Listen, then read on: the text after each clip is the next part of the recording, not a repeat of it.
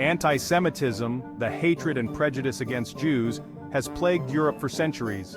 Its roots can be traced back to ancient times, often intertwined with religious differences and economic tensions. Early Christians, for example, sometimes viewed Jews as responsible for the crucifixion of Jesus, a belief that fueled resentment and discrimination. Throughout the Middle Ages, Jews were often marginalized, barred from owning land, and forced into specific occupations such as moneylending. This economic isolation, coupled with religious prejudice, led to the widespread belief that Jews were different, untrustworthy, and even dangerous. During the Black Death in the 14th century, Jews were scapegoated for the devastating plague that swept across Europe. Accused of poisoning wells and spreading disease, they were subjected to violence, expulsion, and even massacres. Although later proven entirely baseless, these accusations left a lasting scar on European society. This long and tragic history of anti-Semitism created a fertile ground for the hatred that would later be exploited by the Nazis. By the time Adolf Hitler rose to power, centuries of prejudice had firmly established the image of the Jew as an outsider, a threat, and a convenient scapegoat for society's ills. This deeply ingrained anti-Semitism, woven into the fabric of European culture, would ultimately pave the way for the horrors of the Holocaust.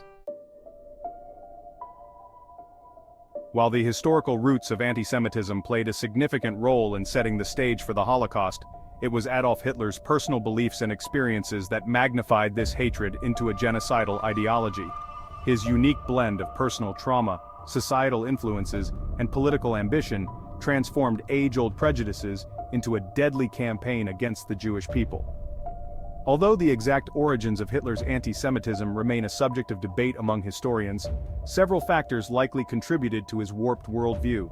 These factors include the political climate of the time, the influence of anti-Semitic literature, and his own personal failures and frustrations.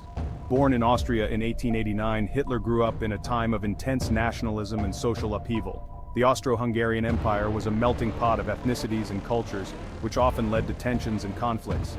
This environment of division and strife likely influenced young Hitler's developing worldview. His early life was marked by poverty, a strict upbringing, and the death of several siblings. These hardships fostered a sense of bitterness and resentment in Hitler, feelings that would later be directed towards those he deemed responsible for his misfortunes. He developed a deep resentment towards authority figures and a sense of alienation from mainstream society.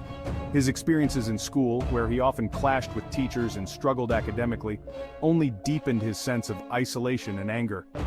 As a young man in Vienna, Hitler was exposed to a virulent strain of anti-Semitism that permeated the city's political and social circles. Vienna was a hotbed of nationalist and racist ideologies, and Hitler absorbed these toxic ideas during his formative years. He read widely in the works of racist and nationalist authors, absorbing their theories of Aryan supremacy and Jewish conspiracy. These readings provided a pseudo-intellectual framework for his growing hatred and gave him a sense of purpose and direction. These ideas resonated with his existing prejudices and his yearning for a scapegoat to blame for his own personal failures and the perceived decline of Germany. The economic and political instability of post-World War I Germany further fueled his radicalization. While Hitler's exact motivations may never be fully understood, his early experiences and exposure to extremist ideologies undoubtedly shaped his worldview. His time in Vienna, combined with his later experiences as a soldier in World War I, solidified his belief in the need for a strong, authoritarian leader to restore Germany to greatness. He came to see Jews not simply as different, but as a dangerous enemy, a parasitic race that threatened the very existence of the German people. This belief was not just a personal prejudice but became a central tenet of his political ideology. This toxic belief, fueled by his own personal demons and the turbulent political climate of the time, would have devastating consequences for millions of innocent people. The Holocaust stands as a stark reminder of the destructive power of hatred and the importance of combating bigotry in all its forms. To comprehend the full scope of Hitler's rise to power and the subsequent horrors of the Holocaust, one must understand the context of Germany's defeat in World War I and the tumultuous aftermath that followed. The war left Germany a shattered nation, physically and psychologically wounded. Millions of soldiers and civilians lay dead, and the economy was in ruins. The Treaty of Versailles, signed in 1919, imposed harsh penalties on Germany. Germany was forced to accept blame for the war, cede territory, disarm its military, and pay crippling reparations to the victorious Allies. These terms were deeply resented by many Germans who felt humiliated and betrayed. The post-war years were a time of economic hardship, political instability, and social unrest. Hyperinflation crippled the German economy, wiping out savings and leaving millions struggling to survive. The Weimar Republic, the fragile democracy established after the war, struggled to maintain order amidst growing discontent and the rise of extremist movements. This climate of despair, resentment, and instability created an environment ripe for exploitation by demagogues like Adolf Hitler. He offered simple solutions to complex problems, promising to restore German pride, rebuild the economy, and avenge the humiliation of Versailles. His message resonated with a population desperate for hope and eager for a return to greatness. Section 4. The Stab in the Back, a myth that fueled fury. Central to Hitler's rise to power was his exploitation of the stab in the back myth, a dangerous and unfounded conspiracy theory that circulated widely in Germany after World War I. This myth became a cornerstone of Nazi propaganda, deeply influencing the German populace. This myth claimed that Germany had not been defeated on the battlefield but had instead been betrayed by internal enemies who had undermined the war effort. The idea was that Germany's military was still strong and capable, but it was the civilians and politicians back home who had failed them.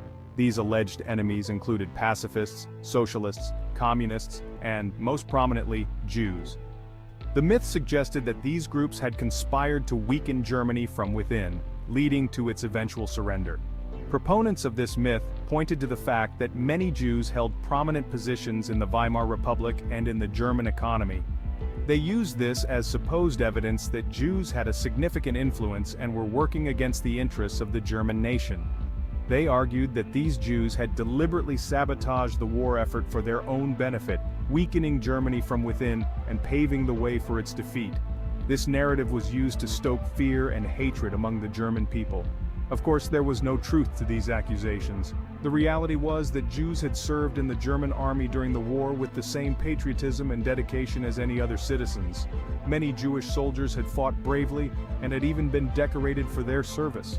Jews had served in the German army during the war with the same patriotism as any other citizens. Despite their contributions, they were unfairly targeted and blamed for Germany's defeat. However, the stab-in-the-back myth resonated deeply with a population struggling to come to terms with the trauma of defeat.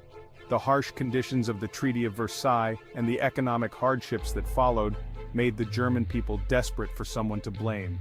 It offered a convenient scapegoat, shifting blame away from German military leaders and onto vulnerable minorities. This redirection of blame helped to unify the German people against a common enemy, albeit a fabricated one. Hitler and the Nazis seized upon this myth, using it to fuel antisemitism and to justify their own thirst for power. They amplified the myth through relentless propaganda, making it a central theme in their speeches and writings. They painted Jews as disloyal, untrustworthy, and inherently opposed to the interests of the German nation. This portrayal was designed to dehumanize Jews and make them the ultimate scapegoats for all of Germany's problems. By portraying Jews as internal enemies, Hitler could rally support for his own movement and his vision of a racially pure and powerful Germany. This myth not only fueled anti-Semitism, but also helped to consolidate Hitler's power as he positioned himself as the savior of the German people against these so-called internal threats. Section 5. Scapegoats and Lies, Blaming the Jews for Economic Despair. The economic turmoil that gripped Germany after World War I provided fertile ground for the Nazis to exploit existing anti-Semitic sentiments and further scapegoat Jews for the nation's woes. The Treaty of Versailles had left Germany humiliated and economically crippled, creating a sense of national despair and resentment. As hyperinflation spiraled out of control, wiping out savings and leaving millions in poverty, the German mark became virtually worthless. People were forced to carry wheelbarrows full of money just to buy basic necessities. Hitler and his followers pointed the finger of blame at Jewish financiers and businessmen. They claimed that these individuals were orchestrating the economic collapse for their own benefit. They claimed that Jews controlled the banks and financial institutions, manipulating the economy for their own gain while ordinary Germans suffered. This narrative was bolstered by the presence of a few prominent Jewish bankers, which the Nazis used to generalize and vilify the entire Jewish community. They accused Jews of profiteering from the war and of engaging in shady business practices that undermined the German economy. These accusations were part of a broader strategy to paint Jews as the root cause of all societal problems. These accusations, while completely unfounded, played on centuries-old stereotypes of Jews as greedy moneylenders and economic parasites. Such stereotypes had been ingrained in European culture for generations, making them easy to exploit. The Nazis effectively tapped into the economic anxieties of the German people, offering a simple and appealing explanation for their suffering: the Jews were to blame. This scapegoating provided a convenient outlet for the frustrations and fears of a population in crisis. By scapegoating Jews for the economic crisis, Hitler and the Nazis achieved several goals. They unified the German people against a common enemy, creating a sense of national solidarity. They diverted attention away from their own failings and the complex realities of the global economic depression. This redirection of blame allowed the Nazis to consolidate power without addressing the real economic issues. They fueled resentment and hatred towards Jews, portraying them as enemies of the German people.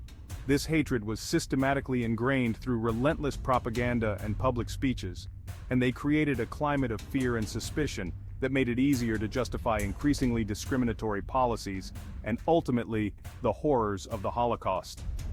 The dehumanization of Jews was a crucial step in the Nazis' genocidal agenda, paving the way for the atrocities that followed.